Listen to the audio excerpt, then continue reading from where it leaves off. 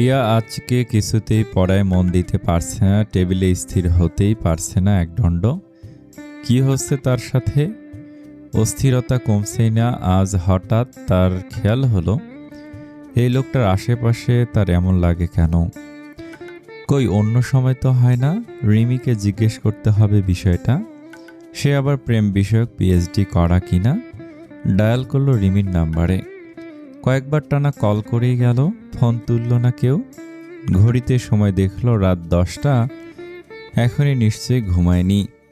একটু পর আবার কল দেবে ঠিক করলো। বারান্দায় এসে দাঁড়ালো। ঝিরিঝিরি বাতাস।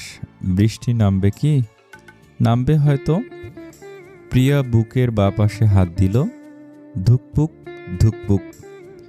18 বছরের কিশোরী জীবনে বুকের ভিতর অজানা এমন উথাল পাথাল আগে কখনো অনুভূত হয়নি বোধহয়।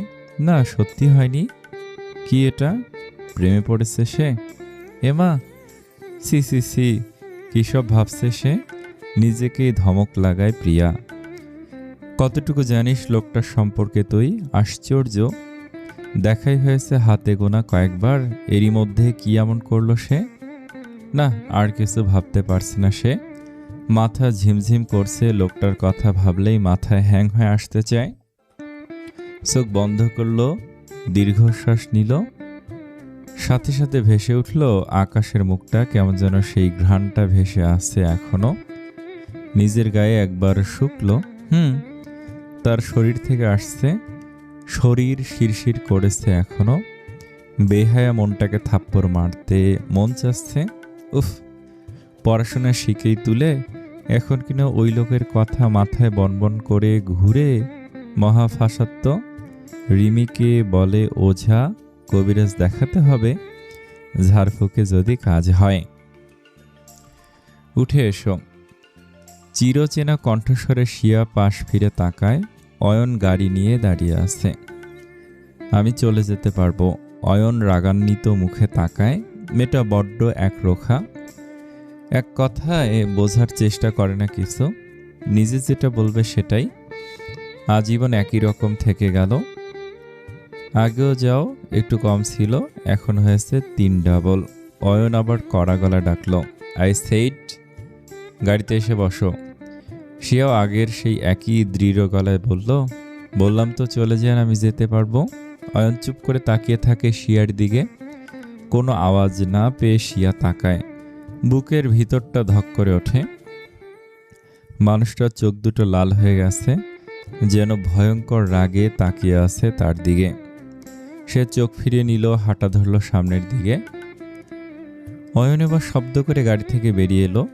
পেছন থেকে ঝট করে হাতটা টেনে ধরল শিয়ার। অয়নের হঠাৎ টানে ঘুরে এসে কাছাকাছি চলে এলো দুজন। অয়ন এবার হাতটা আরো শক্ত করে চেপে ধরল, দাঁত কিরমির করে ধমকেও বলল, নিজেকে কি মনে করো তুমি? হ্যাঁ, নিজে যেটা বুঝবে সেটাই সঠিক। একা একটা মেয়ে, রাত কটা বাজে খেয়াল করেছ? হাতটা এত শক্ত করে ধরায় শিয়ার চোখে পানি চলে এলো। অয়নের চোখে চোখ পড়তে চোখ নামিয়ে নিল শিয়া। ব্যথায় হাত ভেঙে যাওয়ার উপক্রম। টুপ করে এক ফোঁটা চোখের পানি এসে পড়ল অয়নের হাতে। অয়নের এবার খেয়াল হলো, হাতটা ছেড়ে দিল। হাতটাতে রক্ত জমে গেছে পুরো। নরম হয়ে এলো তার মন। নরম গলায় বলল, মেয়ে তুমি, রাত হয়েছে অনেক, আমার একটা দায়িত্ব আছে। তোমাকে এভাবে একা রেখে আমি যেতে পারি না। ব্যক্তিগত কিছু না থেকে হোক, অফিসের বস হিসেবে তো লিফট দিতেই পারি। তাছাড়া যাচ্ছি তো একই বাড়িতে নাকি? শিয়া মুখ তুলে তাকায় না। এক হাতে অয়নের চেপে রাখা হাতটা ধরে আছে। জ্বালা করছে হাতটায়। হাত ঘুরিয়ে সময় দেখল, রাত 9:45 বাজে। সত্যিই কোনো গাড়ি নেই রাস্তায়। অনেকক্ষণ হলো দাঁড়িয়ে আছে। ভয় করছিল না তা নয়। অয়ন আবার বলতে লাগলো, এসো। শিয়া এবার আর না করলো না, হেঁটে এসে গাড়িতে বসলো। অয়ন তাকে রইল শিয়ার গাড়িতে ওঠার সময়টার। মুচকি হেসে সে এসে বসলো ড্রাইভিং সিটটায়। গাড়ি নিজের গতিতে চলছে। প্রকৃতির বুকে ঘন আধার। গাড়ির মধ্যে দুটো মানুষ নিশ্চুপ হয়ে আছে। কারোর মুখে কোনো শব্দ নেই। দুজনেই দারুণ অকওয়ার্ড ফিল হচ্ছে। অয়ন তাকালো আর চোখে একবার শিয়ার সামনের দিকে একমনে তাকিয়ে আছে। অয়ন এবার মুখ খুলল, সামনের দিকে ড্রাইভিংয়ে মন দিয়েই আনমনে বলে উঠল, জীবন কত অনিশ্চিত তাই না? কত সহজেই সবটা এলোমেলো হয়ে যায় হুট করেই। এ জাতীয় কথাটা এক্সপেক্ট করেনি শিয়া। এক প্রকার না চাইতো চমকে তাকালো অয়নের দিকে। মানুষটার নজর সামনের দিকেই তাকাচ্ছে না তার দিকে। সময় থাকতে আমরা কিছু বুঝি না, কাউকে বুঝি না, আফসোসটা পরে করতে হয়। এটা বোধহয় অন্যায়, আমার মতে ঘোর অন্যায়। মানুষ মৃত্যুর পর কাঁদে, কেন কাঁদে? মানুষটা আমার কাছে বড্ড অযৌক্তিক লাগে। যে মানুষটা বেঁচে থাকতে তাকে গুরুত্ব দেওয়া হয়নি, এক দ্বন্দ্ব তার কথা শোনা হয়নি, চলে যাওয়ার পর কেন এত হাহাকার থাকবে? এটা মানুষটার প্রতি অবিচার নয়? কিছুক্ষণ চুপ করল অয়ন, তারপর অদ্ভুত এক কঠিন গলে বলল, মেনে নিলাম, যাও, তোমার কথাই মেনে নিলাম। কিছু ছিল না, কিছু নেই, আর কিছু সম্ভব না, নেই কিছু। সে বুকের ভিতর চিনচিন ব্যথা অনুভব করছে অয়নের এ জাতীয় কথায়। কি মানে এসব বলার? কি বোঝাতে চাইছে মানুষটা? শিয়ার চোখে পানি চলে আসছে কেন? বুকের ভেতরই বা এমন ব্যথা হচ্ছে কেন? অয়ন শিয়ার কোনো শব্দ না পেয়ে আর কিছু বলে না, আবার চুপ হয়ে যায় গাড়ির ভিতরটা। কিছুক্ষণের ভিতর গাড়ি এসে থামে কটেজের সামনে। হঠাৎ ব্রেক করায় শিয়া চমকে ওঠে। থামালেন কেন? এসে পড়েছি, নামো। শিয়া খেয়াল করেনি এতক্ষণ তারা পৌঁছে গিয়েছে। ধীরে সুস্থে নেমে আসে গাড়ি থেকে, এগিয়ে যায়, গেট খুলে। হঠাৎ আবার গাড়ির শব্দে পেছন ফিরে তাকায়, গাড়ি আবার উল্টো পথে চলে যাচ্ছে। শিয়া ভুরু কুঁচকে তাকিয়ে থাকে। ঘড়ি দেখে আবার এত রাতে কটেজে না ফিরে কোথায় চলে গেল মানুষটা। ওদিকটায় বা কেন যাচ্ছে? শিয়া ঠায় দাঁড়িয়ে থাকে বেশ কিছুক্ষণ। গাড়ি চোখের আড়াল হলে দীর্ঘশ্বাস ফেলে এগিয়ে আসে রুমের দিকে। ঘরে ঢুকে ব্যাগটা বেডে রেখে প্রিয়ার রুমের দিকে এগোয়। ভিতরের দরজাটা খোলা। তার রুমটায় একবার চোখ বুলায়, সুন্দর করে গুছিয়ে রাখা, নিশ্চয়ই প্রিয়া রেখেছে। প্রিয়া রুমে এসে দেখে প্রিয়া পড়ার টেবিলে মাথা গুজে আছে। কারোর হাঁটার আওয়াজে ছিটকে দাঁড়িয়ে যায়। হুট করে প্রিয়ার অমন চমকে উঠে দাঁড়িয়ে পড়ায়। শিয়াও 2 কদম পিছিয়ে গেছে। প্রিয়া ঘুরে বোনকে সামনে দেখে বুকে হাত দিল। ভয় পাইয়ে দিয়েছিলি তো, ডাকবি না আমাকে? শিয়া কোমরে হাত দিয়ে বোনের দিকে তাকায়। চমকে তো আমি উঠেছি, এমন লাফিয়ে উঠলি কেন? কি ভাবছিলি এমন করে? প্রিয়ার চোখ মুখ ফ্যাকাশ হয়ে ওঠে সাথে সাথে। কি ভাবছিল সে সেটা কিভাবে বলবে?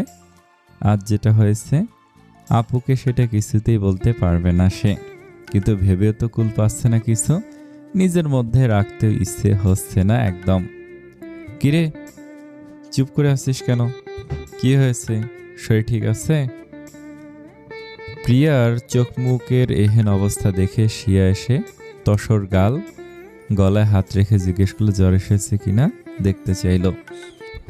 প্রিয়া বোনের হাত হালকা হাতে সরিয়ে নিল, বিছানায় পা ঝুলিয়ে বসলো। কিছু হয়নি, ঠিক আছি, হুট করে ডেকেছিস, ভয় পেয়ে গেছিলাম আর কি। শিয়া পাশে বসে। প্রিয়া এবার বোনের মুখের দিকে তাকায়। মুখটা কেমন কালো হয়ে গেছে। সারাদিন খুব ধকল যায় কিনা উঠে দাঁড়ালো। শিয়ার দিকে না ফিরে ওড়না গায়ে জড়াতে জড়াতে বলল, তোর মাথা ধরেছে জানি আমি, চা খাবি নাকি একেবারে খাবার নিয়ে আসবো? শিয়া নিজে উঠে দাঁড়ায়, বোনের দিকে তাকে মৃদু হেসে বলে, খাবারই আন, খিদে পেয়েছে। আর চা খেলে রাতের ঘুমটা কেটে যাবে, অথচ আমার রাতে ঘুম দরকার। আনছি, তুই ফ্রেশ হয়ে নে। প্রিয়া আর দাঁড়ায় না, বোনের জন্য খাবার আনতে চলে যায় নিচে। সে নিজেও রুমে আসে, জামা কাপড় হাতে নিয়ে বাথরুমে ঢোকে। মা বলছি আমরা তো এখন কিছুতেই যেতে পারবো না, বিশ্বাস করো, আর একটু বোঝার চেষ্টা করো প্লিজ। ওপাশ থেকে মা শুনলো বা বুঝলো বলে মনে হলো না, উল্টা আরো বেশি করে একই কথা বলা শুরু করলো। আমারই ভুল হয়েছে। ঠিক আছে, 2টো ছেলে আমার, একটা ছেলের কাছেও আমার কোনো গুরুত্ব নেই। একটা ছেলেও মায়ের কথা একবারও মনে পড়ে না। তাদের না দেখে তাদের মায়ের যে কি অবস্থা হয় একজনও বুঝলো না। বলবো না আর আসতে, একদমই বলবো না। মায়ের ইমোশনাল ডায়লগে আকাশ হাসে। প্রায় আধ ঘন্টা ধরে তার মা একই কথা বলে যাচ্ছে। তাদের দুভাইকে দেখে না 1 মাস হলো। তাদের দেখার জন্য মন পাগল হয়ে গেছে, দম বন্ধ হয়ে আসছে, আরো কত কি। সে বোঝাবার হাজার চেষ্টা করছে প্রজেক্টের এখন যে অবস্থা, কোনো কিছুর মূল্যেই এখন বাড়িতে ঘুরতে যাওয়ার সময় নেই। কিন্তু মা সেটা বুঝলে তবে তো। তখন থেকে ইমোশনাল ব্ল্যাকমেল করেই যাচ্ছে। মা শোনো শোনো আমার কথা, কিচ্ছু বলবি না তুই, আসতে হবে না তোদের দু ভাইয়ের, যা। আকাশ এবার শব্দ করে হেসে ফেলে মায়ের বাচ্চামো গলা শুনে। কখন বললাম আসবো না আবার? ওপাশের গলায় এবার উচ্ছ্বাস দেখা গেল, যদিও পর মুহূর্তে আবার পুরনো ইমোশনাল ভয়েসে রূপান্তরিত হলো। তার মায়ের গলা, আসবি বাবা, সত্যি আসবি? থাক, এসব মিথ্যা সান্ত্বনা দিতে হবে না। আসবো বললাম তো, সামনের সপ্তাহে আসি। মা বোঝই তো, তোমার একমাত্র জামাই আমাদের দু ভাইকে যে প্রেসারে ফেলেছে, কিভাবে হুট করে সব ছেড়ে ছুড়ে যাই বলো তো। মা এবার শান্ত হলো বোধহয় খানিকটা, নরম গলে বলে, অয়নটার কি হয়েছে বুঝি না, ফোনেই ধরতে চায় না। তুই ওর খেয়াল রাখবি, কত বলি, এবার দুই ভাই বিয়ে থাকর। বৌমার মুখ দেখি, নাতি নাতনির মুখ দেখি, বুড়ো হয়েছে, আর কতদিনই বা বাঁচবো। এখন বাচ্চা কাচ্চা না নিলে তাদের কোলে পিঠে মানুষ করব কিভাবে? একজনও শুনিস না আমার কথা, না শুনলি এবার ফিরলে দুটোরই একটা গতি আমি করবই। আর তাড়াতাড়ি চলে আসবি, তোদের না দেখা অবধি আমার বুকের ব্যথা কমবে না, মনে থাকবে। আকাশ হাসে মায়ের কথা শুনে। নরম গলায় সেও বলে, আসবো মা, আর মন খারাপ করবে না। এখন ঘুমাও, অনেক রাত হলো তো। আমি ভাইয়ার খেয়াল রাখবো, চিন্তা করতে হবে না। আমার না হলেও তোমার বড় ছেলের বউ আনার ব্যবস্থা এবার করেই দেবো, যাও, কথা দিলাম। মায়ের ফোন রেখে বারান্দায় আসে আকাশ। অয়ন ভাই এখনো ফেরেনি, ফোনটাও তুলছে না, নিশ্চয়ই আবার বাড়ি গিয়েছে। আকাশ দীর্ঘশ্বাস ছাড়ে। ভাইটা তার নেশা করতো না কোনো কালেই, ইদানিং রোজকার মাতাল প্রায়। ফোন হাতে কাউকে একটা কল করে। শিয়া আর অয়ন ভাইয়ের ম্যাটারটা যথাসম্ভব জলদি সলভ করতে হবে, না হলে ভাইটা তার নেশাখোরের দলে নাম লেখাবে। শিয়া বারান্দায় এসে বসে আছে অনেকক্ষণ। ঘরে আজ দম আটকে আসছে। প্রিয়া পাশে এসে বসলো। ঝিরিঝিরি বৃষ্টি হচ্ছে, খুবই সামান্য। দমকা বাতাসে বৃষ্টি চোখে মুখে লাগছে, দারুণ লাগছে। প্রিয়া খুব করে বুঝতে পারছে বোনটার মন আর কোনো কারণে একটু বেশি খারাপ। জিজ্ঞেস করবে কি না বুঝে উঠতে পারছে না। বেশ কয়েকদিন আগের বাথরুমের দরজা আটকে বোনের কাদার কথাটা তার মনে পড়ে গেল। কি এমন হয়েছে তার সাথে যেটা মনের মধ্যে চেপে এত কষ্ট পায় সবসময় মেয়েটা? সে আর ঘড়ির দিকে তাকায়, রাত্র 12:19। এখন অয়ন ফেরেনি। কোথায় গিয়েছে মানুষটা? রোজ রাতেই কি এত রাতে দেরি করে ফেরে? অফিসের কাজতে এত রাত অবধি থাকে না। তাহলে কোনো বন্ধু বান্ধবের সাথে আড্ডা? না, এখানে তাদের তেমন বন্ধু বান্ধবী বা কারা? তাছাড়া আকাশ, রিয়ান সবাই বাসাতে আছে, অয়ন একা ফিরছে না কেন? পর মুহূর্তে নিজের ওপর দারুণ রাগ হয় তার। মানুষটার জন্য তার কোনো চিন্তা এত কোনো মানেই হয় না। কে হয় তসর? কেউ না, কেউ ছিল না। সত্যি কি কেউ ছিল না? ছিল বোধহয় কিছু একটা, আর ছিল বলে এখন পুড়ছে বুকটা। শিয়া চোখ বন্ধ করে বৃষ্টি পড়তে দেয়। মুখের ওপর চাপা শ্বাস বেরিয়ে আসে বুক চিরে তার। কত হিসেব মিলল না তার জীবনে। অযাচিত মন ব্যঙ্গ করে উঠল তাকে। হ্যাঁ, মিলল না বলছিস? নাকি মেলালি না? আমি মেলাইনি, তুই হয়তো মিলতে দিলি না। সে চায়নি আমাকে, না চাইলে এসব এখন এসেছে কেন বোঝাতে? অপরাধবোধ থেকে? অপরাধবোধ এমনি ভালোবাসা ছিল বলেই ধরে নিয়ে অপরাধবোধও কাজ করে। হ্যাঁ, ভালোবাসা, বড়লোক ছেলেদের এসব ভালোবাসা হয় না। সত্যি তো? নিজে ভুল করছিস না তো? নিজে না হিসেব মেলাচ্ছিস, আর না সে মিলিয়ে দিতে চাইছে সেটা হতে দিচ্ছিস। পরে আফসোস হবে না তো আবার? তখন না আবার দেরি হয়ে যায়। শিয়া ফট করে চোখ খুলে নেয়। নিজের অবচেতন মন তাকে যা বলছে ঠিক একই ধরনের কথা আজ যে সন্ধ্যায় অয়ন বলল না তাকে। সত্যি কি তার বুঝতে ভুল হচ্ছে, নতুন করে আর কি ভুল হবে? এত বছর পরে সে আর কি ঠিক হবে শিয়া ভেবে পায় না। আরও আধা ঘন্টা পর গাড়ির আওয়াজ আসে সামনের রাস্তা থেকে। তাদের কটেজের রাস্তায় গাড়ি ঢুকছে একটা। নিচে এসে থামতে স্পষ্ট বুঝতে পারে এটা অয়নের গাড়ি। যাক ফিরল অবশেষে। শিয়া তাড়াহুড়ো করে পিছিয়ে রুমে চলে আসতে চায়, তখনই নিচ থেকে অন্যরকম কণ্ঠের আওয়াজে থমকে যায় সে। এগিয়ে আসে রেলিংয়ের কাছে, নিচের দিকে তাকিয়ে স্তম্ভিত হয়ে যায় সে। অয়ন হাত পা ছোড়াছুড়ি করছে এক প্রকার, আর হাসান সাহেব জড়িয়ে ধরে নিয়ে আসছে ভিতরে। স্পষ্ট বোঝা যাচ্ছে মানুষটা স্বাভাবিক নেই। তসর বুঝতে অসুবিধা হলো না, অয়ন ড্রিঙ্ক করেছে। রাগ হলো তার অসম্ভব। তখনই মাতাল কণ্ঠে শোনা গেল অয়নের। স্যারও বলছি হাসান, বলছি স্যারও আমি একাই হাঁটতে পারবো, বললাম না আমি কি বাচ্চা? শিয়ার কাছে নিয়ে চলো, বেয়াদব ও একটা পাষাণ মেয়ে মানুষ। আমার কথা শোনে না, আমাকে বোঝে না, ভালোবাসলো না আমাকে, বিশ্বাস তো করলই না। ঢলে পড়ল হাসানের গায়ের ওপর। হাসান সাহেব যথাসম্ভব শক্ত করে ধরে আছে অয়নকে।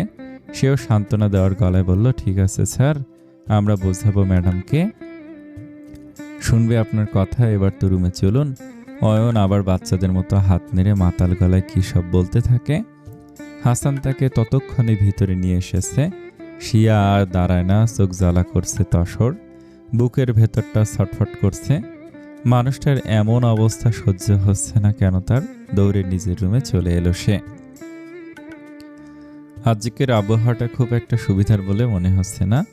আবহাওয়া অফিসে একই কথা বলছে, যদিও বৃষ্টি নামবার প্রবল সম্ভাবনা রয়েছে, সাথে ঝড়েরও পূর্বাভাস দিয়েছেন।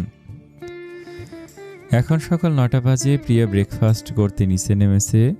শিয়া বেরিয়ে গিয়েছে আরও ঘন্টাখানেক আগে। রাতে ঘুমোতে দেরি হওয়ায় উঠতে বেশ বেলা হয়ে গিয়েছে তার। ঘুম থেকে উঠে বোনের দেখা পায়নি। প্রিয়াকে মেসেজ দিয়ে শিয়া অফিসে চলে গেছে। প্রিয়া এই মুহূর্তে ডাইনিংয়ে বসে আছে, ব্রেডে জ্যাম লাগাচ্ছে। বুয়া সকালের খাবার বানিয়ে দিয়ে চলে যায়, আবার আসে দুপুরের দিকে। সমস্যা হলো আজকে এই মুহূর্তে তার গরম ভাত, আলু ভর্তা আর ডিম ভাজি খেতে মন চাচ্ছে, কিন্তু পুরো রান্নাঘর খুঁজেও এর একটা উপকরণও পেল না সে। অগত্যা টেবিলে ফিরে জ্যাম পাউরুটি চিবোতে হবে। আপু আজকে আসলে বিষয়টা জানাতে হবে, বুয়াকে যেন বলে রাখে টুকিটাকি জিনিস চোখের সামনে রাখতে।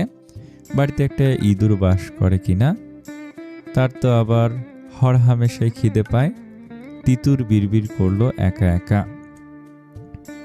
হঠাৎ সিঁড়িতে কারোর পায়ের আওয়াজ পেয়ে চমকে ওঠে প্রিয়া। এ সময় বাড়িতে কারোর থাকার কথা না তো, ছোট্ট না তো, ধর দিন দুপুরে চোর আসবে কোত্থেকে। ঘাড় ঘুরিয়ে তাকাতে চোখাচোখি হলো আকাশের সাথে। সঙ্গে সঙ্গে আর একটা হার্টবিট মিস হলো মেয়েটার। গায়ে একটা ব্ল্যাক শার্ট জড়ানো, তবে শার্টের সবগুলো বোতামই খোলা। বোঝা যাচ্ছে বড্ড তাড়াহুড়োই বের হচ্ছে। দ্রুত হাতে বোতাম লাগাতে গিয়ে ফোনেও কিছু একটা করছে। প্রিয়ার বেহায়া নজর সরতে চাচ্ছে না সামনের মানুষটার পেটানো উদাম শরীর থেকে, গলার অ্যাডামস অ্যাপল থেকে, লোমহীন প্রশস্ত বুক। চোখ ধীরে ধীরে আরো নিচে নেমে এলো প্রিয়ার। পেটের ওপর নিখুঁতভাবে আঁকা 6টি রেখা কেমন তেল চিকচিক করছে পুরো। প্রিয়ার হঠাৎ জল তেষ্টা পেল, গলা শুকিয়ে কাঠ হয়ে আছে, ঢোক গিলল একটা, চোখটা সরাতে পারছে না। সামনের মানুষটার জন্য জাদু করে ফেলেছে বেহায়া মন আর চোখ। আকাশ হঠাৎই ফোন প্যান্টের পকেটে গুজে নামতে নামতে বোতামে হাত দিল। ড্রয়িং রুমে প্রিয়াকে দেখে ভয়াবহ চমকে উঠল। এ সময় এই মেয়েকে অন্তত এখানে আশা করেনি। দ্রুত হাতে শার্টের বোতামগুলো লাগালো। এক নজর তাকালো প্রিয়ার দিকে। আকাশের তাকানো প্রিয়ার এবার বোধহয় টনক নড়ল। এলোমেলো দৃষ্টি ফেললো এদিক ওদিক। চট করে ঘুরে সোজা হয়ে বসল। মাথা নিচু করে প্লেটের খাবারের মুখের সামনে ধরল। কি যে সমস্যা, হাঁটাটাও তো করতে পারছে না। স্পষ্ট টের পাচ্ছে মানুষটা তার দিকে হেঁটে আসছে। পায়ের শব্দের সাথে তার বুকের ভিতরের শব্দটাও জোর কদমে বাড়ছে। এই লোকটা তার বুকের ভিতরের শব্দ শুনে না ফেলে আবার খুব কাছে কারোর অস্তিত্ব টের পেয়ে পিছনের দিকে চট করে মাথা ফেরায় প্রিয়া। আকাশ এই মুহূর্তে বুকে হাত ভাঁজ করে তার ঠিক পিছনে দাঁড়িয়ে। এই অবস্থায় নিশ্চয়ই তার খায় মন দিতে পারার কথা না। হাত পা সহ কাঁপছে। গতকাল রাতের ঘটে যে অনাকাঙ্ক্ষিত ঘটনা চোখের সামনে ভেসে উঠতেই প্রিয়া লাফিয়ে সরে গেল চেয়ার থেকে।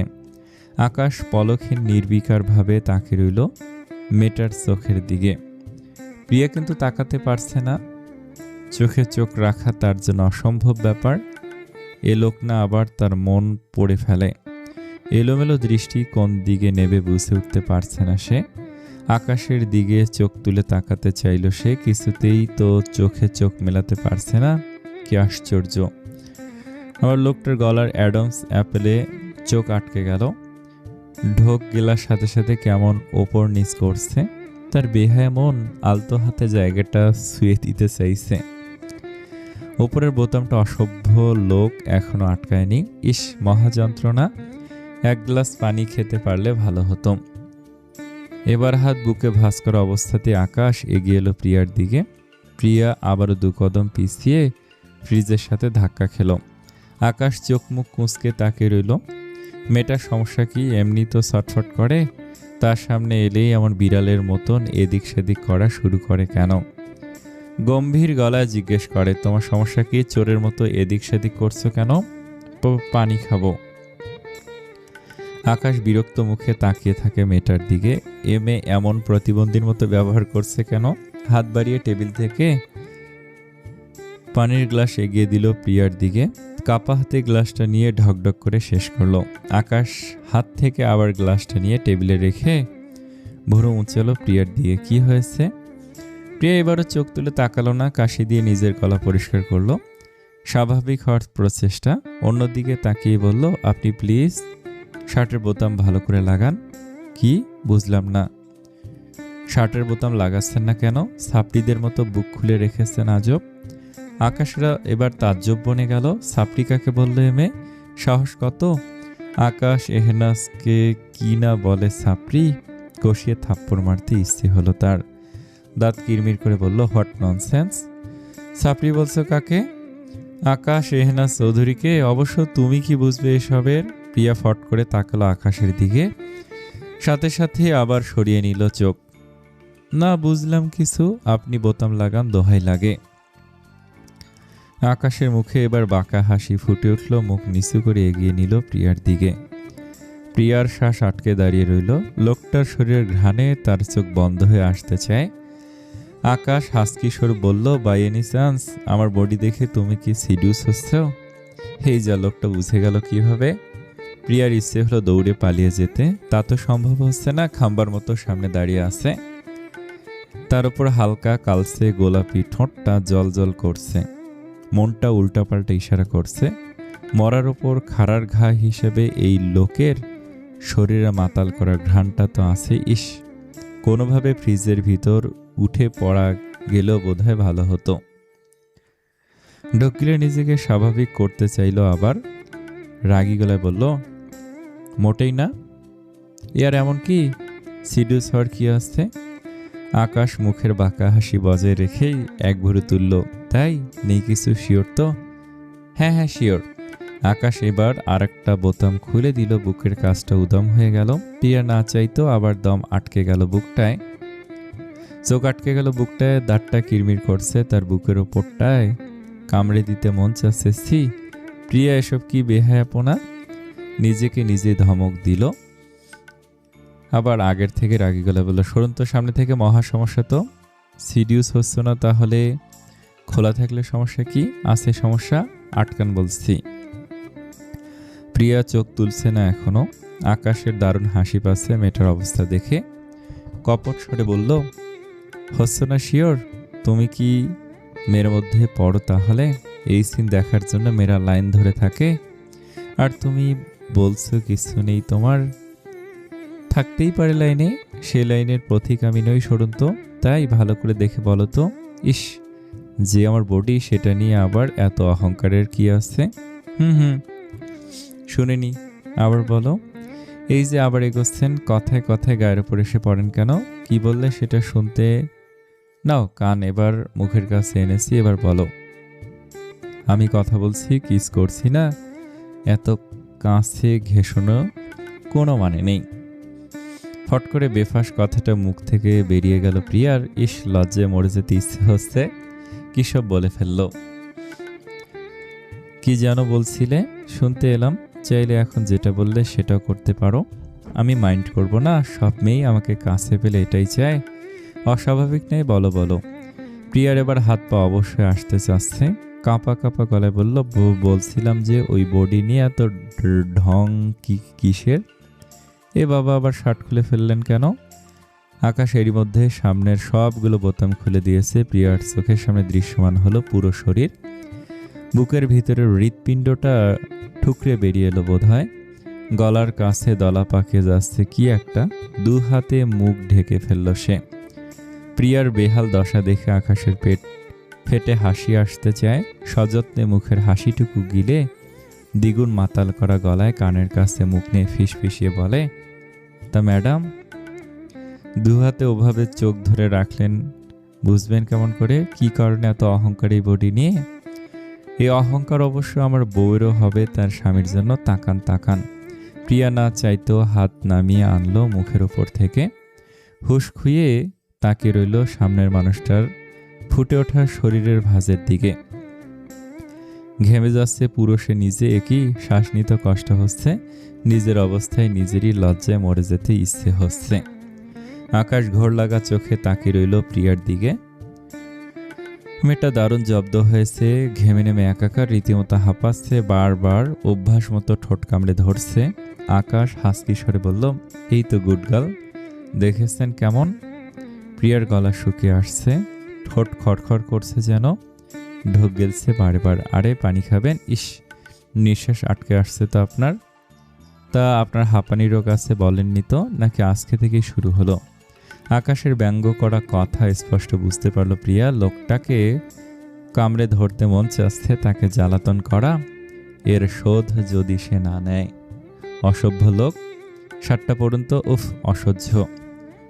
প্রিয়া পুরো সরে যাওয়ার জন্য হাঁসফাঁস করতে থাকলো। লোকটা আজকেও গত রাতের মতো তাকে দুপাশের দেয়ালে হাত রেখে, তার সাথে বিন্দুমাত্র স্পর্শ লাগেনি। তবুও তার মনে হচ্ছে মানুষটা তাকে আষ্টে পৃষ্ঠে জড়িয়ে আছে। শরীরে শীতল ঢেউ বয়ে যাচ্ছে শির দ্বারা বেয়ে। মেয়েটার ভয়াবহ অবস্থা দেখে খানিকটা মায়া হলো বোধহয় এবার আকাশের। দেয়াল থেকে হাত নামিয়ে পিছিয়ে গেল দুপা। এই সুযোগ আর হাতছাড়া করল না প্রিয়া। পাশ কাটিয়ে দৌড়ে চলে গেল। আকাশের ইচ্ছে হলো শব্দ করে হেসে ফেলতে। বোতামগুলো আলতো হাতে লাগাতে লাগাতে তাকিয়ে রইল প্রিয়সীর প্রস্থানের দিকে। হাত দিল মাথার পিছনে। বাঁকা হাসির রেখা ঢেউ খেলে গেল চোখে মুখে। নিজেকে এত অচেনা কখনো মনে হয়নি তার। কি ছিল আর কি হয়ে গেল? কখনো কি সে নিজে ভেবেছিল আকাশ এহেনা চৌধুরীর এই হাল হতে পারে কোনো এক কিশোরীর ছলনায়? একটা কিশোরী তার রাতের ঘুম হারাম করবে, কঠোরতার খোলস থেকে বের করে এমন নির্লজ্জ বানিয়ে ফেলবে? ভাবেনি, স্বপ্নেও ভাবেনি। এই এক সদ্য ফোটা পুষ্পকলির ন্যায় কিশোরীর ওই হরিণী চোখের মায়ায় ডুবেছে, হারিয়েছে ওই মুখের মায়ায়। এই জীবনে কি সে মায়া কাটানো সম্ভব? না বোধ হয়। ঘড়িতে নজর দিল এবার। প্রিয়সীর মোহে আটকে অনেকটা লেট হয়ে গেল। ডাইনিংয়ে তাকালো। মেয়েটা বোধহয় সবে বসেছিল খেতে। সব খাবার টেবিলেই সাজানো। সামনেই প্রিয়ার আধা গ্লাস জুস আর আধা খাওয়া ব্রেড অমলেট রয়ে গেছে প্লেটে। আকাশ এগিয়ে এলো। প্রিয়তমার এটো খাবারগুলো দ্রুত হাতে মুখে তুলে নিল। নিমিষে শেষ করলো খাবারগুলো। জুসের গ্লাস হাতে তুলে নিল। কাচের চকচকে গ্লাসে প্রেয়সীর ঠোঁটের ছাপে স্পষ্ট। ঠোঁট ছোয়ালো নিজেও সেখানটায়। এক চুমুকে শেষ করলো। গ্লাস হাতে তাকিয়ে রইল কিছুক্ষণ গ্লাসের দিকে। মৃদু হাসলো, বিড়বিড় করে বলল, একদিন এই সমস্ত অপেক্ষার প্রহর ফুরাবে প্রাণের প্রিয়া। তোমার স্পর্শ তোমার আড়ালে অনুভব করতে করতে একদিন তোমাকে স্পর্শ করার হালাল অধিকার নিয়ে নেব। সেদিন আর তোমার ঠোঁটের স্পর্শের নিশানা নয়, সোজা ওই ঠোঁট জোড়াতেই ঠোঁট রাখবো। সে অধিকার তুমি নিজে থেকে দেবে, দিতেই হবে, কথা দেয়া রইল। দরজায় হেলান দিয়ে রীতিমতো হাঁপাচ্ছে প্রিয়া। ঠিক গতকাল রাতের ঘটনার পুনরাবৃত্তি হলো যেন। অসভ্য লোকটা একই রকম ব্যবহার করলো। সাথে সাথে সায় দিয়ে তার অবাধ্য বেহায়া হৃৎপিণ্ডটাও একই রকম করছে কালকের মতো। দৌড়ে এসে বিছানায় উপর হয়ে বালিশে মুখ গুজে পড়ে রইল সে। হাত পা অবশ্যই আসছে তার, শ্বাস চলতে চাচ্ছে না। মানুষটা কি পারফিউম ব্যবহার করে তাকে স্পর্শ অবধি করেনি, অথচ লোকটার পারফিউমের ঘ্রাণে তার মাথা ঝিমঝিম করছে এখনো। নিজের সারা শরীর থেকেও পাচ্ছে মানুষটার পুরুষালী মিষ্টি করা মাতাল করা ঘ্রাণটা। প্রিয়া নিজের ওপর রীতিমতো বিরক্ত। কত বোঝালো নিজের মনকে, গত রাতে লোকটা তাকে বিরক্ত করে। ভয় দেখে মজা পায়, তার নিজের শক্ত থাকতে হবে। মানুষটার সামনে কি হলো এত বুঝিয়ে, যা হবার তাই হলো। সেই তো মানুষটাকে দেখা মাত্রই হুঁশ জ্ঞান খুইয়ে উল্টাপাল্টা ব্যবহার শুরু করে দিল। কেন হচ্ছে এমন? কই, স্কুল কলেজে তো কতবার কত ছেলে বন্ধুদের সাথে মারামারি করেছে। এই লোকটা তো স্পর্শ অবধি করেনি। 2-1 মাস আগেও তো কলেজে তার বন্ধু রিমনটা তার থেকে আইসক্রিম কেড়ে খাওয়ার জন্য দেয়ালে হাত চেপে ধরল। কই, তখন তো এমন লাগলো না। তাদের সাথে নিত্য ওঠা বসা হতো, কখনো এমন হয়নি তাদের। কেন, সত্যি বলতে কোনো পুরুষের মানুষকে দেখেও কিছু ফিল হয়নি? কত হ্যান্ডসাম সুন্দর সিনিয়র ব্যাচমেট প্রপোজ করতো তাকে, কখনো তো এত জোরে হার্টবিট চলেনি। এখন মনে হচ্ছে কেন? বালিশ জড়িয়ে সোজা হয়ে শুলো এবার। ফ্যান চলছে ফুল দমে, বাতাসে খোলা চুল এলোমেলো হয়ে পড়ে আছে বিছানা জুড়ে। তার বুকটা এখনো টিপ টিপ করছে। ডান হাতটা আলতো করে রাখলো বুকের বাঁ পাশটায়। অস্ফুট স্বরে বিড়বিড় করলো, কোনো এক অচেনা পুরুষের মোহে ডুবে গেছি আমি। ফেরার পথ বন্ধ হয়ে গেছে বোধহয়। সে পুরুষের শরীরের ঘামে ভেজা ঘ্রাণ, গরম নিঃশ্বাস, মাতাল করা চাহনি, বরফ শীতল কণ্ঠ, তাকে কখনো নাচে অনুভব। এ কোন সাগরে ডুবলাম আমি, না পাচ্ছি কুল, না পাচ্ছি কিনারা। তার মধ্যে কেন ডুবতে ইচ্ছে হয়, কেন তার মধ্যে ডুবে নিজেকে খুঁজতে মরিয়া আমি। এ কেমন দহন, কি নাম দেয়া যায় এ অনুভূতির? চোখ বন্ধ করে পড়ে রইল একা বিছানায়, উত্তর খুঁজতে ব্যস্ত সে আজ। আকাশ রাতুলকে নিয়ে যাচ্ছে শহরের দিকে। গাড়ি রাতুল ড্রাইভ করছে। পাশের সিটে বসে আপন মনে ল্যাপটপে কাজ করে যাচ্ছে আকাশ। রাতুল বারবার আর চোখে তাকাচ্ছে আকাশের দিকে। হুট করে তাকে নিয়ে শহরের দিকে যাওয়ার কারণ বুঝতে পারছে না। আকাশকে প্রশ্ন করে লাভ হয় না। গাড়িতে ওঠার পর 3-4 বার প্রশ্ন করা হয়ে গিয়েছে অলরেডি, জবাব দেয়নি। ল্যাপটপে ঢুকে আছে যেন। রাতুলের এদিকে শরীর নিষ্পিস করছে, কোথায় যাচ্ছে সেটা না জানতে পেরে। রাতুল নিজেকে মহা ধৈর্যবান একজন বন্ধু মনে করে। অবশ্য আকাশের সাথে তার যে কয়জনেরই উঠা বসা করে মহা ধৈর্যবান সবকটা ছেলে। এই ছেলে মহা ঠেটা, নিজে যা বোঝার সেটার বাইরে এক লাইনও বোঝানোর সাধ্য কারণ নেই।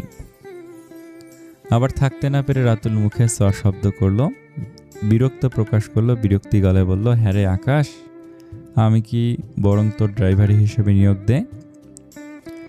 আকাশ শুনল না কিনা বোঝা গেল না, কোনো প্রতিক্রিয়া দেখালো না রাতুলের কথায়। রাতুল আবার একই স্বরে বলল, কি বলি আমি, আমার কথার গুরুত্ব নেই কেন? কিরে? আকাশ এবার নির্বিকার চোখে তাকালো, নরম গলায় বলল, ঘ্যান ঘ্যান করিস কেন, কি সমস্যা? রাতুল আহত চোখে তাকিয়ে রইল বন্ধুর দিকে। কপট অভিমান দেখে বলল, আমি ঘ্যান ঘ্যান করি, তুই এটা বলতে পারলি? আকাশ এক ফোঁটাও গুরুত্ব দিল না। বিচ্ছুগুলোর নাটক সে খুব ভালো করে জানে। ল্যাপটপটা বন্ধ করলো, ব্যাগে তুলে রেখে বুকে হাত গুজে তাকালো রাতুলের দিকে। বল, কি বলছিলি? রাতুল অভিমান ভুলে নির্লজ্জের মতো সবকটা দাঁত বের করে তাকালো। বলছিলাম, সকাল সকাল উল্টা রাস্তায় কোথায় নিয়ে যাচ্ছিস? আর কাউকে নিলি না? হা হা হা। আকাশ বিরক্ত চোখে তাকিয়ে রইল। ছেলেটা যে কি পরিমাণ বিরক্তিকর ভাবে দাঁত বের করে হাসতে হাসতে উল্টাপাল্টা ঘ্যান ঘ্যান করতে পারে। গম্ভীর গলায় বলল, তোর কি মনে হয় আমি তোকে কি জন্য নিয়ে যেতে পারি? ইটিস পিটিস করতে তো আর সবাইকে লুকিয়ে আমাকে নিবি না? নীলে প্রিয়াকে বেফাস কথা বলছে বুঝতে পেরে আকাশের দিকে না তাকিয়ে জিহ্বায় কামড় দিয়ে ধরল। এখানে লাথি দিয়ে বের করে না দেয়। আকাশের এই ছেলেটার সাথে কথাই বলতে ইচ্ছে করে না মাঝে মধ্যে। কথাবার্তার ব্রেক নেই একদম। হোয়াট ননসেন্স রাতুল, কথাবার্তা ঠিক করে বলতে বলেছি কতবার। সাথে সাথেই সাফাই দেওয়ার মতো করে রাতুল বলল, সেভাবে বলতে চাইনি মোটেও, উদাহরণ দিলাম আর কি। বল না, কেন নিয়ে যাচ্ছিস? আকাশ আর অন্য কথা বাড়ায় না, সামনের রাস্তার দিকে তাকায়, বুকে হাত গুজে গম্ভীর গলায় বলল, শিয়াকে আসতে বলেছি, ওর সাথে কথা বলবো তাই। রাতুল চমকে ওঠে, উত্তেজিত গলায় বলে, বাই এনি চান্স অয়ন ভাইয়ের বিষয়টা? আকাশ মাথা নাড়ায়। অয়ন আর শিয়ার প্রবলেম সলভ না করা পর্যন্ত মানসিকভাবে কেউই শান্তিতে থাকতে পারছে না। ভাইকে দিন দিন এমন অবস্থায় তার দেখতে পারছে না সে। একটা বিহিত তো করতেই হবে, আর এতদিন এটা বুঝে গেছে এদের নিজেদের মতো করে বোঝাপড়া করতে দিয়েও লাভ হবে না। দুজনেই একই রকম একরোখা, কেউ কারোর কাছে মাথা নোয়াতে নারাজ, অথচ কষ্ট দুজনেই পাচ্ছে। শিয়াকে আসতে বলেছি, অফিসের দরকারের কথা জানিয়ে তারপর বাকি সবটা নিয়ে ডিসকাস করব। ভাইয়ের দিকটা আমি জানি সবটা, তবে শিয়ার দিকেও নিশ্চয়ই অবজেকশন রয়েছে এবং বেশ ভালো রকম কোনো সমস্যাই হয়েছিল যে কারণে এত দূরত্ব। ও যে ভাইয়াকে ভুল বুঝছে সেটারও কারণ অবশ্যই ছিল, সেটা জানতে হবে, শুনতে হবে, বাকিটা তারপর দেখব। রাতুল এতক্ষণ মন দিয়ে শুনছিল আকাশের কথা, সেও মাথা নেড়ে সম্মতি জানালো। তারা নিজেরা সাক্ষী অয়ন আর শিয়ার ভালোবাসার সময়টার। শিয়া তাদের ব্যাচমেট, তাদের ফ্রেন্ড ছিল। রেদওয়ানের গার্লফ্রেন্ড রাকার মাধ্যমে প্রথম পরিচয় শিয়ার সাথে। এক পর্যায়ে সবাই একটা গ্রুপের মতো হয়ে যায়। অয়ন ভাই তাদের বছরের সিনিয়র ছিলেন, 1 বছরের। অয়ন আর শিয়ার প্রথম আলাপ হয় অয়ন যখন রাকার অনুরোধে শিয়াকে টিউশনি করায়। ধীরে ধীরে ভালো লাগা, তারপর ভালোবাসা, সব ঠিকঠাকই চলছিল। সেবার অয়ন আর শিয়ার 3 বছরের ইউনিভার্সিটি সেলিব্রেট করার আয়োজন হচ্ছিল ভার্সিটির ক্যাম্পাসে। আকাশ নিজে দায়িত্ব নিয়ে সবটা আয়োজন করেছিল। হঠাৎ কি থেকে কি হয়ে গেল। সারাটা দিন অপেক্ষা করার পরও শিয়া বা অয়ন কেউ আসলো না। খোঁজ নিয়ে জানা গেল শিয়া বা অয়ন সারাদিন কেউ কারোর সাথে কন্ট্যাক্টে নেই। তারপর যা হবার নয় সেটাই হলো। 3-4 দিন পর হুট করে শিয়া টিসি নিল ভার্সিটি থেকে। কোনো কিছু বুঝে ওঠার আগেই সে নিখোঁজ হয়ে গেল পুরো। সবার সাথে যোগাযোগ বন্ধ করে দিল হুট করে। অনেক খোঁজ করেও তার ঠিকানা পাওয়া গেল না। বন্ধু বান্ধবরা কম চেষ্টা করলেন না খোঁজার। স্বয়ং আকাশ এহেনাজ চৌধুরী পেলেন না সে খোঁজ, নাকি পেল সেটা তারা জানে না, কারণ এরপর আকাশ এ নিয়ে কথা বলতো না। আর রইল বাকি অয়ন ভাই। সেদিন তার অ্যাক্সিডেন্ট হয়, ভয়াবহ অ্যাক্সিডেন্ট। টানা 3 দিন সেন্সে ছিল না। জ্ঞান ফেরার পর শিয়ার বিষয়টা নিয়ে একইভাবে মুখে কুলু পেটে রইলেন, স্তব্ধ হয়ে রইলেন। বলা যায় আকাশ জানতো হয়তো অয়নের দিকটা, কিন্তু তারা এ নিয়ে জিজ্ঞেস করার সাহস পায়নি, কারণ অয়ন ভাই সেদিন থেকে পুরো পরিবর্তন হয়ে যায়।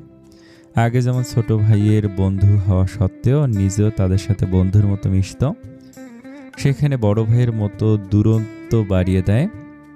গুরুগম্ভীর, চুপচাপ হয়ে যায় পুরো। তাদের মধ্যে কি হয়েছিল, কেন শিয়া নিরুদ্দেশ হয়েছিল, অয়ন ভাই কেন তারপর শিয়ার খোঁজ করলেন না, বা পরে খোঁজ করেছিল কিনা, এটা তাদের কাছে রহস্য রয়ে গেল পুরো। রাতুল বর্তমানে ফিরল। আজকে হয়তো অনেক কিছু জানা যাবে শিয়ার মাধ্যমে। বেচারিও দারুণ পরিবর্তন হয়ে গেছে। তাদের রিলেশনশিপ ভাঙার সাথে তাদের ফ্রেন্ডশিপ কিভাবে নষ্ট হয়ে গেল, আজও তারা কুল কিনারা পায় না। গাড়ি এসে থামলো একটা রেস্তোরাঁর সামনে। ঠিক এই ঠিকানাতেই শিয়াকে অপেক্ষা করার কথা বলেছে আকাশ। রাতুল এই মুহূর্তে ভয়ে আছে, কেননা আকাশ না আবার তাকে বলে বসে নিয়ে যাবে না। তবে তা ঘটল না। আকাশ রাতুলকে নামতে ইশারা করলো, নিজে নেমে এলো, সানগ্লাস চোখে লাগালো। রাতুল গাড়ি পার্কিং করে আকাশের সাথে সাথে এলো। সে অপেক্ষা করছিল, মিনিট 20 হলো। আকাশকে দেখে হাত নেড়ে ইশারা করলো। আকাশ রাতুল গিয়ে বসলো একই টেবিলে। শিয়াই জিজ্ঞেস করলো, ব্ল্যাক কফি নেবে তো? আকাশ মাথা নাড়লো, নেবে। শিয়া এবার তাকালো রাতুলের দিকে। রাতুল মাথা নাড়লো, মুখ বাঁকিয়ে বলল, আমার ওসব চলে না। ওর মতো সারাদিন তেতো খেয়ে মুখ দিয়ে তেতো কথা বের করতে চাই না। আমি থাই স্যুপ খাবো উইথ অন্থন। শিয়া হেসে ফেলল রাতুলের বলার ভঙ্গিতে। রাতুল নিজেও দাঁত বের করে হেসে তাকালো আকাশের দিকে। আকাশ তীক্ষ্ণ চোখে তাকিয়ে আছে। সে সেটা থোড়াই পরোয়া করল। আকাশের দিকে তাকিয়ে দ্বিগুণ হাসি দিয়ে বলল, ভুল বললাম আমি, ওভাবে তাকিয়ে ভয় দেখাবি না। আকাশ আর কথা বাড়ায় না, ভুরু কুঁচকে চোখ সরিয়ে নেয়। এবার ঘুরে বসলো শিয়ার দিকে, গলা যথাসম্ভব নরম করে বলল, দিনকাল কেমন চলছে সেটা বলো। শিয়া খানিকটা অবাক হলো, আকাশের এমন প্রশ্ন আশা করেনি সে। হালকা হাসলো, বলল, আলহামদুলিল্লাহ ভালো বলে চুপ করে আকাশের পরের কথাটা শোনার জন্য চুপ রইল। রাতুল পরপর দুজনের দিকে তাকাচ্ছে। ওয়েটার কফি আর স্যুপ দিয়ে গেল। আকাশ কফি হাতে নিতেই রাতুল দ্রুত হাতে নিজের খাবার টেনে নিয়ে খাওয়ায় মন দিল। আগ্রহ নিয়ে বসে আছে এতদিন, এর রহস্য উন্মোচনের আশায়। আকাশ কফিতে এক চুমুক দিল, কাপ নামিয়ে রাখলো টেবিলে। আমার মনে হয় তোমার কিছু কথা জানা দরকার, কিন্তু তার আগে তোমার দিকের কথাটা আমার জানা দরকার, এবং আশা করো বিষয়টা আর পেঁচাবে না, তোমরা ক্লিয়ার কাট কথা বলবে। শিয়া চুপ করে রইল, নিজের কফির কাপ হাতে ঘোরাতে থাকলো। বারবার বোঝার চেষ্টা করছে হয়তো আকাশের কথাটা। শোনো শিয়া, তোমাকে জোর জবরদস্তি করার অধিকার আমার নেই। বন্ধুত্বের দাবি আমি আজ রাখবো না, সেটা নষ্ট হয়েছে বহু আগেই। শিয়া ফট করে তাকালো আহত চোখে। আকাশ নিজেও তাকিয়ে রইল শিয়ার দিকে, গম্ভীর গলায় বলল, কিন্তু আমার ভাইয়ের বিষয়টা জড়িত এখানে। তার অবস্থা তোমাকে বর্ণনা আমি আগে করতে চাচ্ছি না। তুমি মুভ অন করেছো কিনা তোমার বর্তমানটা আমি জানতে চাই না, আমি ওই দিনটার কথা জানতে চাই। শিয়া স্বাভাবিক হওয়ার চেষ্টা করলো, অনেকটা ধীরে গলায় বলল, এত বছর পরে সব কথা, কারণ বললামই তো তুমি মুভ অন করে থাকতে পারো, কিন্তু আমার ভাই আজও ওই দিনে আটকে আছে। শিয়া ছলছল চোখে তাকালো, না চাইতো চোখে পানি এসে গেল তার। মুহূর্তে সামলে নিল, একই স্বরে বলল, তুমি কি আজ এই কারণে এসেছ? হ্যাঁ। এর কোনো সমাধান নেই? সেটা আমি বুঝবো। তোমার ভাইয়া আমাকে পাঠায়নি, সে এই মুহূর্তে বাদ দাও। তার খোঁজ তোমার না জানলেও চলবে। আই গেস তুমি জানতে চাও না, কিন্তু আমারও বুঝতে হবে তাকে অন্যভাবে মুভ অন করানোর চেষ্টা আমাদের করা উচিত কিনা। সে বুঝতে পারলো আকাশের কথার মানে। বুকের ভেতরটা কেঁপে উঠল তার। কেন হচ্ছে আজও এমন? সে তো সরে এসেছিল বহু আগে, বুঝিয়েছিল নিজের মনকে, সব মায়া মোহ ত্যাগ করেছিল। তাহলে আজ এমন হচ্ছে কেন? হবে নাই বা কেন? সে নিজেও তো থমকে আছে ওই দিনটায়, থেমে গেছে তার সময়ে সবকিছু। ভালোবাসা এত সহজে ভোলা যায় না তো। আবহাওয়া কেমন গুম ধরে আছে যেন। থেমে থেমে কিছুক্ষণ পরপর ঝিরিঝিরি বৃষ্টি নামছে ধরণীর বুকে। কালো মেঘে ঢাকা আকাশের দিকে চোখ রাখলে যতটা মন খারাপ হয়, প্রকৃতির সবুজের ওপর জলজল করা পানির বিন্দুকণা ততটাই মন ভালো করে দেয়।